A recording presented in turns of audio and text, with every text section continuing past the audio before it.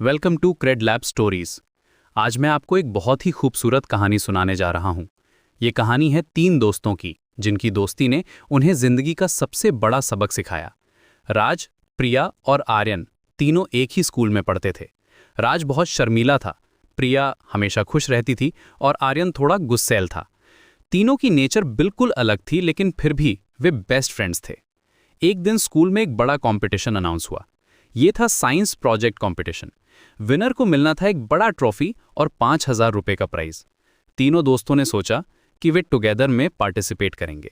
राज ने कहा, मुझे लगता है कि हमें कुछ यूनिक करना चाहिए। प्रिया एक्साइटेड होकर बोली, हाँ, कुछ ऐसा जो किसी ने पहले ना किया हो। आर्यन थोड़ा सीरियस टोन में बोला, लेकिन यह आसान नहीं होगा, हमें बहुत मेहनत करनी पड़ेगी। उन्होंने डिसाइड किया कि वे एक सोलर पावर्ड वाटर प्यूरिफायर बनाएंगे। ये आइडिया प्रिया की थी। उसने कहा था कि गांव में क्लीन वाटर की बहुत प्रॉब्लम है और अगर वे कुछ ऐसा बना सकें जो सूरज की एनर्जी से पानी को साफ कर दे तो ये बहुत हेल्पफुल होगा। प्रोजेक्ट शुरू करने के लिए उन्हें मटेरियल्स चाहिए थे। राज के पास कुछ पैसे थे जो उसने अपनी पॉकेट मनी से सेव किए थे। प्रिया ने अपनी माँ से कुछ पैसे मांगे। आर्यन ने अपने पिता से हेल्प मांगी। पहले वीक में सब कुछ ठीक चल रहा था। वे लाइब्रेरी जाकर रिसर्च करते, इंटरनेट पर वीडियोस देखते और अपने साइंस टीचर से गाइडेंस लेते। लेकिन जब एक्चुअल वर्क शुरू हुआ तो प्रॉब्लम्स आने लगी। राज को लगता था कि वे जल्दी जल्दी काम कर रहे हैं और कहीं कोई मिस्टेक न हो जाए। प्रिया चाहती थी कि प्रोजेक्ट जल्दी कंप्लीट हो जाए, क्योंकि उसे लगता था कि वे टाइम वेस्ट कर रहे हैं। आर्यन को लगता था कि दोनों प्रॉपरली फोकस नहीं कर रहे। एक दिन बहुत बड़ी फाइट हो गई। आर्यन ने राज से कहा, तुम हमेशा डरते रहते हो, कुछ भी करने से पहले 100 बार सोचते हो। राज को बुरा लगा और उसने जवाब दिया, और तुम हमेशा गुस्से में रहते हो, किसी की बात सुनते ही नहीं हो। प्रिया बीच में आई और बोली, तुम दोनों बस करो, हम यहां फाइट करने के लिए नहीं आए हैं। लेकिन आर्यन ने कहा, प्रिया, तुम भी तो हमेशा जल्दबाजी करती हो, प्रॉपरली प्लान नहीं करती। ये सुनकर प्रिया को भी गुस्सा आ गया। उसने कहा, अगर तुम लोगों को लगता है कि मैं सही तरीके से काम नहीं कर रही हूं तो मैं इस प्रोजेक्ट से बाहर निकलती हूं। ये कहकर वो वहां से चली गई। राज और आर्यन भी अपने अपने घर चले गए।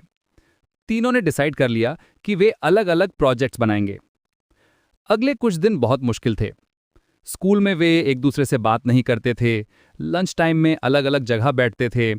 राज अकेले लाइब्रेरी में जाता, प्रिया अपनी दूसरी फ्रेंड्स के साथ टाइम स्पेंड करती और आर्यन हमेशा सीरियस रहता।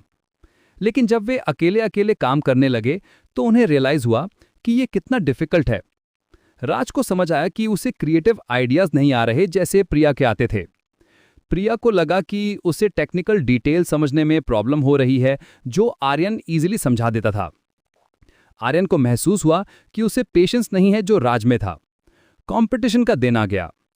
तीनों ने अपने अपने प्रोजेक्ट सबमिट किए, लेकिन कोई भी प्रोजेक्ट कंप्लीट नहीं था। राज का प्रोजेक्ट टेक्निकली सही था, लेकिन बोरिंग था। प्रिया का प्रोजेक्ट क्रिएटिव था, लेकिन प्रॉपरली वर्क नहीं कर रहा था। आर्यन का प्रोजेक्ट पावरफुल था, लेकिन बहुत कॉम्प्लिकेटेड था। रिजल्ट्स अनाउंस हुए। तीनों में से कोई भी विनर नहीं बना। वे बहुत डिसअपॉइंटेड थे। स्कूल के बाद वे तीनों प्लेग्राउंड में मिले। कोई कुछ नहीं बोल रहा था। फाइनली राज ने कहा, मुझे लगता है हमने बहुत बड़ी मिस्टेक की है। प्रिया ने कहा, हाँ, हमें टुगेदर काम करना चाहिए था। आर्यन ने कहा, मुझे सॉरी कहना चाहिए, मैंने तुम दोनों के साथ बुरा बिहेवियर किया। उस दिन उन्होंने एक दूसरे से माफी मांगी। उन्होंने रियलाइज किया कि हर इंसान में कुछ ना कुछ अच्छी क्वालिटीज होती हैं। राज की केयरफुल नेचर, प्रिया की क्रिएटिविटी और आर्यन का डिटर्मिनेशन, ये सब मिलकर एक परफेक्ट टीम बनाते थे। अगले साल जब फिर से कंपटीशन आया तो उन्होंने टुगेदर पार्टिसिपेट किया। इस बार उन्होंने एक अमेजिंग प्रोजेक्ट बनाया और फर्स्ट प्राइज जीता।